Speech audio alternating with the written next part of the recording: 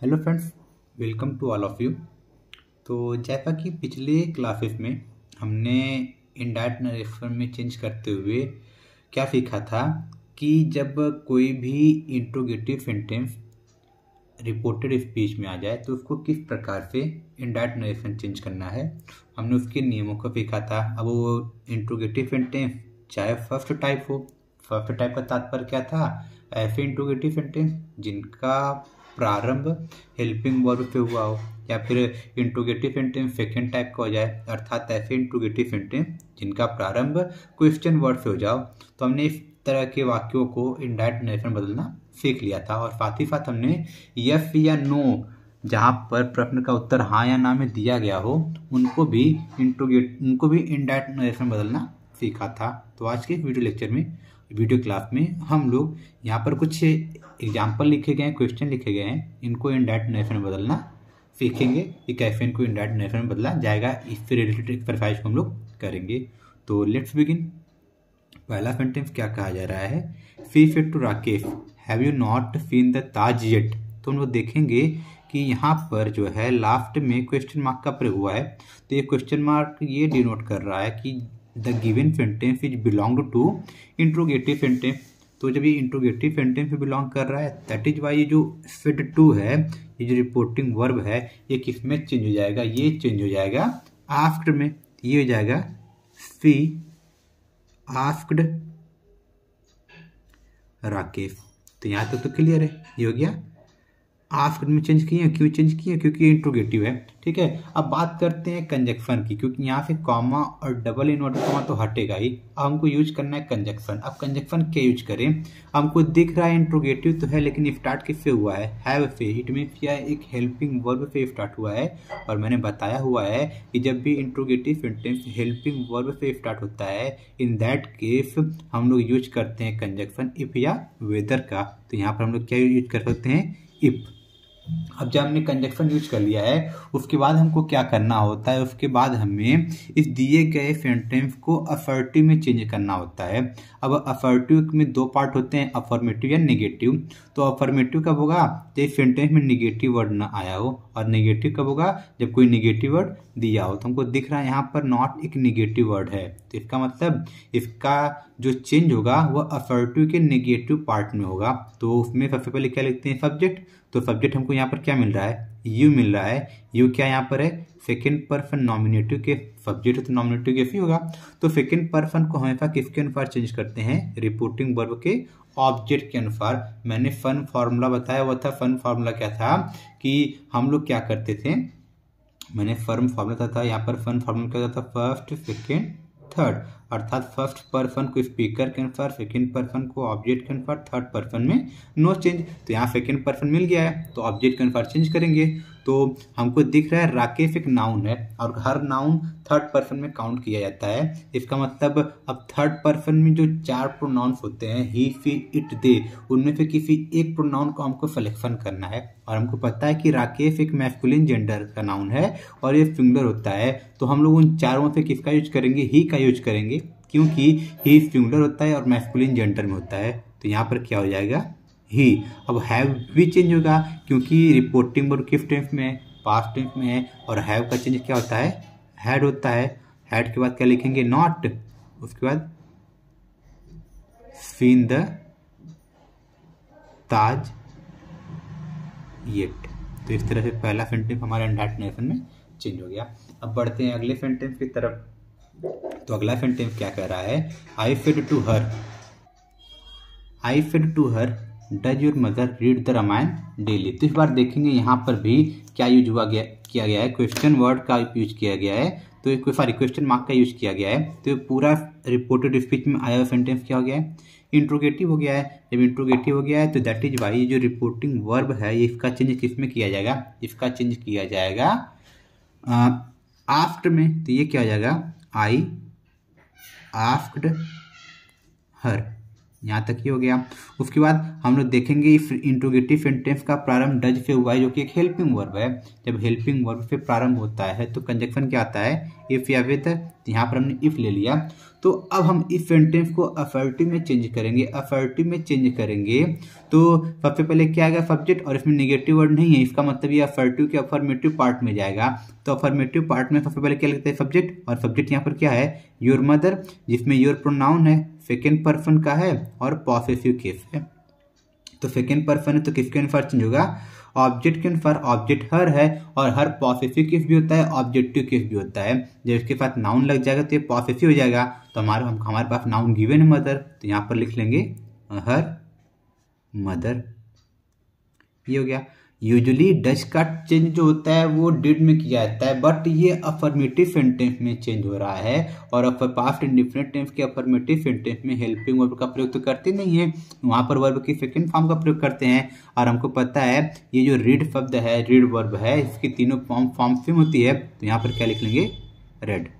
इसके बस पढ़ने का तरीका चेंज जाता है, यहाँ पर रीड पढ़ेंगे, यहाँ पर रेड। ये जगह I asked her if her mother read the Ramayana daily. तो आई होप आपको इसका इनडायरेक्ट नेशन समझ में आ गया होगा। अब बढ़ते हैं अगले सेंटेंस की तरफ। अगले सेंटेंस में एक खास बात दिया गया है, बाकी यहाँ तक तो इसका सेम है। यहाँ पर देखिए अब उत्तर भी दिया गया है नो में, तो इसको भी मैंने सिखाया हुआ था, चलिए इसको भी करके देख लेते हैं। तो इस सेंटेंस में भी देखेंगे क्वेश्चन मार्क लगा हुआ है, तो इंट्रोगेटिव सेंटेंस हो गया है। इसका मतलब फिर टू का चेंज किस में जाएगा, आस्क्ड में। ये हो जाएगा शी आस्क्ड मी। यहाँ तक तो क्लियर है। कॉमा हटाएंगे, इसको भी हटाएंगे, और यहाँ पर देखेंगे क्वेश्चन मार्क है, हेल्पिंग वर्ब से स्टार्ट है, तो कंजक्शन क्या आ जाएगा, इफ। अब इस हिस्से को क्या बनाना होगा, इस हिस्से को बनाना होगा असर्टिव। असर्टिव का कौन सा पार्ट, नेगेटिव वर्ड नहीं है तो अफर्मेटिव में जाएगा। तो यू को चेंज करेंगे, सब्जेक्ट है, you second person nominative case, तो यहाँ पर नॉमिनेटिव केस आया चाहिए। सेकेंड पर्सन किसके अनुसार चाहिए, ऑब्जेक्ट मी के अनुसार, तो मी का नॉमिनेटिव केस क्या होता है, आई। और हैव का चेंज किस में करेंगे, हैड में करेंगे। क्यों करेंगे, क्योंकि रिपोर्टिंग वर्ब पास्ट टेंस में है, तो ये क्या हो जाएगा, had. I had ever been to Delhi, तो ये हो गया। अब यहाँ पर फुल स्टॉप लिखकर देखेंगे आई सेड नो, यहाँ पर रिप्लाई दिया गया है, उत्तर दिया गया है, मतलब आई को लिखेंगे, यहाँ पर उत्तर दिया गया है, तो फेड का चेंज किस में हो जाएगा, रिप्लाइड में। ये हो गया रिप्लाइड। बट उत्तर किस में दिया गया है, नो में दिया गया है। तो इसका दो मेथड होता है। पहले मेथड में क्या करेंगे, ये जो पहला रिपोर्टेड स्पीच चेंज हुआ है उसमें जो सब्जेक्ट और हेल्पिंग वर्ब मिल रहा है, तो उस हेल्पिंग वर्ब में क्या लगा देंगे, नॉट लगा देंगे।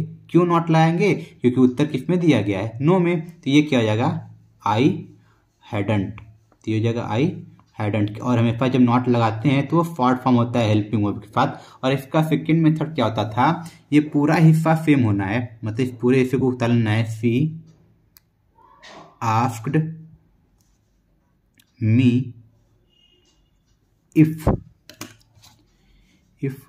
आई had ever been to Delhi. उसके बाद ये आई भी लिख लेंगे और रिप्लाइड भी लिख लेंगे। यहाँ तक कोई चेंज नहीं करना है, बस अब यहाँ पर चेंज करना है। जब नो होता है तो नो की जगह लिखा जाएगा इन द नेगेटिव, और जब यस होता है तो यस की जगह लिखते हैं इन द अफर्मेटिव। लेकिन यहाँ पर नो है तो लिख देंगे इन द नेगेटिव। तो इस तरह से इस दिए गए सेंटेंस को भी हमने इनडायरेक्ट नेशन में चेंज कर लिया।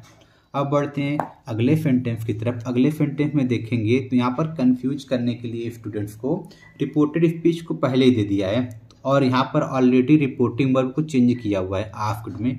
तो यहाँ पर घबराने की बात नहीं है। हमको क्या करना है, हमको बस रिपोर्टेड स्पीच को इन सेंटेंस की तरफ बाद में कर लेना है, और जब आस्क्ड दिया हुआ है तो इसमें कोई चेंज नहीं करना है। तो सबसे पहले इस तरह स्पीकर लिखते हैं, तो स्पीकर क्या है, आई, और आस्क्ड लिखा हुआ है तो इसमें कोई चेंज नहीं, इसको एज इट इज लिख लेंगे। यहाँ तक क्लियर है, आई आस्क्ड। अब यहाँ पर देखेंगे कि ये डू नॉट लिखा हुआ है, लेकिन क्वेश्चन मार्क है, इसका मतलब सेंटेंस का स्टार्ट डू से हुआ है, हेल्पिंग वर्ब से हुआ है। तो इसको पूरे सेंटेंस को किस में चेंज करेंगे, असर्टिव में। और ये डू से स्टार्ट हुआ है तो कंजक्शन क्या आ जाएगा, इफ आ जाएगा। तो यहाँ पर हमने इफ लिख लिया। अब इसको अफर्टिव के कौन से पार्ट में चेंज करेंगे, क्योंकि यहाँ पर नॉट भी लगा हुआ है तो ये क्या डिनोट कर रहा है कि इसमें इसको चेंज करेंगे अफर्टिव के नेगेटिव पार्ट में। तो पहले यू को चेंज कर ले, अब यू को चेंज करेंगे सेकेंड पर्सन है, ऑब्जेक्ट के अनुसार चेंज किया जाएगा, लेकिन यहाँ पर तो ऑब्जेक्ट है ही नहीं। जो ऑब्जेक्ट नहीं है तो पीछे मैंने एक नियम बताया हुआ था कि जब रिपोर्टिंग वर्ब का ऑब्जेक्ट न दिया हो और रिपोर्टेड स्पीच में सेकेंड पर्सन का प्रोनाउन आ जाए तो हम लोग खुद से फर्स्ट या थर्ड पर्सन के प्रोनाउन का यूज कर सकते हैं। तो मैं यहाँ पर खुद से थर्ड पर्सन का प्रोनाउन ही यूज कर लेता हूँ। और ये डू नॉट है तो ये किस में जाएगा, ये जाएगा डिड नॉट में। तो हो गया did not know the woman. तो इस तरह से इफ गिवन सेंटेंस को भी हमने किस में चेंज कर दिया, इसको हमने चेंज कर दिया है इनडायरेक्ट नरेशन में। तो आगे बढ़ते हैं कुछ और एग्जाम्पल की तरफ। यहाँ पर दिया हुआ है अगला sentence, I said to the girl what is your name. अब यहाँ पर हम लोग जब ध्यान से देखेंगे तो क्वेश्चन मार्क तो है, लेकिन अब वाक्य का प्रारंभिक प्रश्नवाचक शब्द से हुआ है। चाहे इसको देखें, चाहे अगले सेंटेंस को देखें, चाहे यहाँ पर भी देखें, चाहे यहाँ पर भी देखें, सब में प्रश्नवाचक शब्द से वाक्य का प्रारंभ हुआ है। तो इस केस में क्या करते थे, उसी प्रश्नवाचक शब्द को हम लोग क्या बना लेते थे, कंजक्शन बना लेते थे। और जो फिट का चेंज होता है हेल्पिंग रिपोर्टिंग वर्ब का, वो आस्क्ड में ही होगा क्योंकि वाक्य क्या है, इंट्रोगेटिव है। तो हम लोग इसको चेंज करेंगे तो क्या हो जाएगा, I asked the girl, I asked the girl, ये हो गया। अब इसको करने बाद मैंने बताया कि कोई इंट्रोगेटिव, दैट इज वाई हमने फिट को किस में चेंज किया है, आस्क्ड में। अब यहाँ पर कॉमा, डबल इन्वर्टेड कॉमा को रिमूव तो करना ही है। कंजक्शन क्या है उसको थोड़ा ध्यान देते हैं। कंजक्शन इस केस में चूंकि इस वाक्य का प्रारंभ प्रश्नवाचक शब्द से हुआ है तो यही प्रश्नवाचक शब्द बन जाएगा कंजक्शन। तो यहाँ पर हमने वाट लिख लिया। अब जब कंजक्शन लिख लिया, ये जो बाकी हिस्सा बच रहा है इसको बना देंगे अफर्टिव, और अफर्टिव का अफर्मेटिव बनेगा क्योंकि इसमें नेगेटिव है नहीं। तो इसमें सबसे पहले सब्जेक्ट आएगा। सब्जेक्ट क्या यहाँ पर मिला है, योर नेम। तो योर को चेंज करेंगे, योर है हमारा सेकेंड पर्सन का प्रोनाउन, और सेकेंड पर्सन का प्रोनाउन हमेशा किसके अकॉर्डिंग चेंज होता है, ऑब्जेक्ट के अकॉर्डिंग। ऑब्जेक्ट क्या है, गर्ल है, योर पॉसेसिव केस है, और गर्ल के लिए प्रोनाउन यूज किया जाता है सी, लेकिन सी तो नॉमिनेटिव केस होता है, हमको पॉसेसिव केस चाहिए। और सी का पॉसेसिव केस क्या होता है, वो होता है हर, और इसके बाद क्या जुड़ा है, नेम। तो ये क्या हो जाएगा, हर नेम। चूंकि ये पास्ट टेंस में था, रिपोर्टिंग वर्ब पास्ट टेंस में है, दैट इज वाई इज का चेंज किस में हो जाएगा, वाज में। आई होप आपको ये समझ में आया होगा। इसी के साथ बढ़ते हैं अगले सेंटेंस की तरफ। या वापस से देखेंगे वाक्य क्या है, इंट्रोगेटिव है, तो रिपोर्टिंग वर्ब किस में चेंज हो जाएगा, आस्क्ड में। तो ये क्या जाएगा, द डॉक्टर आस्क्ड देम, ये हो गया। उसके बाद अब वापस से देखेंगे इंट्रोगेटिव वर्ड से इसका स्टार्टिंग किया गया है, तो यही इंट्रोगेटिव वर्ड क्या बन जाएगा, कंजक्शन। तो हमने इसको वाई से जोड़ लिया। अब वाई से जोड़ने के बाद आर से लेकर पेशेंट तक के हिस्से को क्या बना देंगे, असर्टिव। असर्टिव का कौन सा पार्ट बनेगा, ये बनेगा अफर्मेटिव, क्योंकि इसमें कोई निगेटिव वर्ड नहीं आया है। तो अफर्मेटिव सबसे पहले क्या लेते हैं, सब्जेक्ट। यहाँ पर सब्जेक्ट क्या है, यू है। यू को चेंज करेंगे किसके अनुसार, देम के अनुसार। यू नॉमिनेटिव केस है, लेकिन देम क्या है, ऑब्जेक्टिव केस है। तो देम का नॉमिनेटिव केस देखेंगे जो कि क्या होता है, दे। यहाँ पर हमने दे कर लिया, और आर का परिवर्तन होगा या तो वाज में या तो वर में, और दे के साथ क्या लगाया जाएगा, इसके साथ यूज किया जाएगा वर। तो ये हो गया। उसके बाद बच्चा इसका क्या है, disturbing the patient, disturbing the patient. तो इस तरह से इस सेंटेंस को भी हमने किस में चेंज कर लिया, इनडायरेक्ट नरेशन में।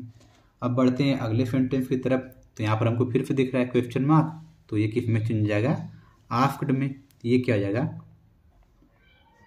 He asked the old lady. यहाँ तो क्लियर है, ये हटेगा, डबल इन्वर्टेड कॉमा भी हटेगा। अब देख रहे हैं क्वेश्चन वर्ड से स्टार्ट है, तो यही क्या बन जाएगा, कंजक्शन। तो वर्ड से हमने कनेक्ट कर लिया।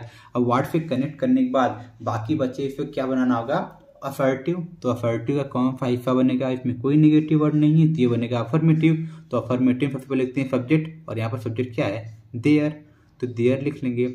और चूंकि ये जो रिपोर्टिंग वर्ब है पास्ट टेंस में है तो ये जो चेंज होगा या तो वाज या वर में, और देयर के साथ क्या लगेगा, वाज, देयर वाज। अब यहाँ पर दैट लिखा हुआ दैट को लिख लेंगे, और वापस से इज आ गया तो इसको किस में चेंज कर देंगे, वाज में, वाज वर्थ टॉकिंग। तो इस तरफ हमने इसको भी चेंज कर लिया।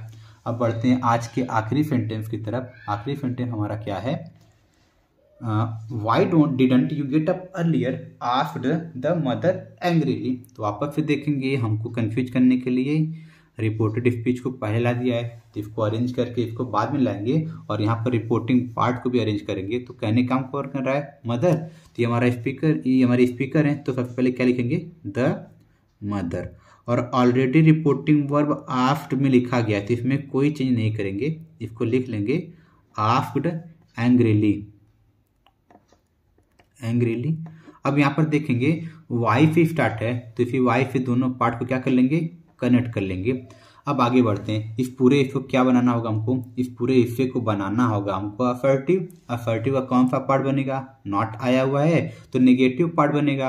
तो सबसे पहले सब्जेक्ट लिखना होगा, तो सब्जेक्ट यू है, यू को चेंज करेंगे, सेकंड पर्सन है, object can for, but in this sentence object is not given. जब ऑब्जेक्ट नहीं दिया गया है तो हम लोग खुद से फर्स्ट या थर्ड पर्सन का प्रोनाउन लिख सकते हैं। तो हम लोग यहाँ पर क्या लिख लेते हैं, ही लिख लेते हैं, ही। और डिडंट है तो डिडंट का चेंज होता है हैड नॉट में, हैड नॉट।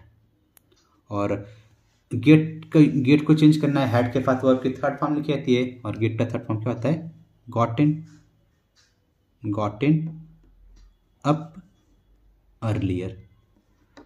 तो इस प्रकार से हमने इस सेंटेंस को किस में चेंज कर लिया, इनडायरेक्ट नरेशन में।